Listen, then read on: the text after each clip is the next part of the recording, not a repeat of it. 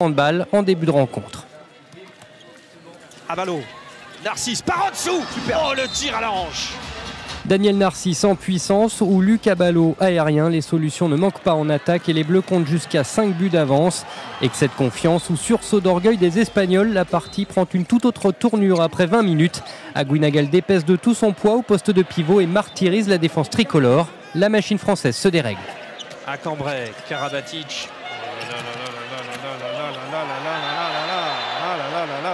2 minutes pour William à Cambrai. Ça va mal. Non content de refaire son retard, l'Espagne passe un 5-0 aux hommes de Claude Onesta et vire en tête à la mi-temps 14-12. Symbole de cette France inoffensive, Nicolas Karabatic attaque la seconde période sans avoir marqué.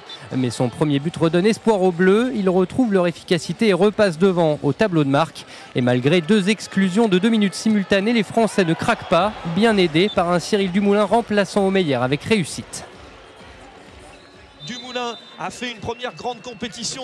Bonne, oui, mon grand, et il le prouve. Quelle parade de Cyril Dumoulin. Là maintenant il faut garder le ballon. Luc Abalo va y aller. Luc Abalo va y aller. Oh, qu'est-ce qu'il a fait, Luc Abalo. Oh, le show. Dans le Money Time, les deux équipes sont au coude à coude. Valentin Porte, meilleur buteur tricolore, prend ses responsabilités et assume son statut d'étoile montante du handball. Il enchaîne roucoulette et tire à 9 mètres pour donner aux Bleus 3 buts d'avance. Dumoulin se charge lui de repousser les dernières tentatives espagnoles. Bon travail.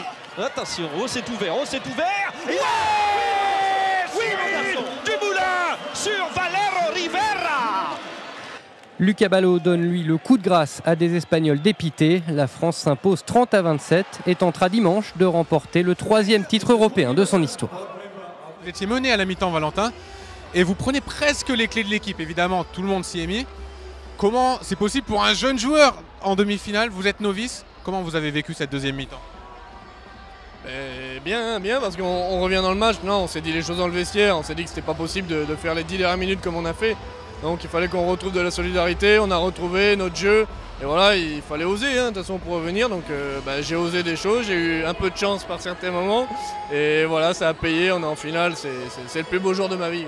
Il faut avouer que la réussite que j'ai pu avoir sur le premier penalty facilite tout de suite la rentrée dans le match et après voilà, t'es lancé, t'es dedans, t'arrêtes de réfléchir à tout le reste, tu prends action par action, tu sais que si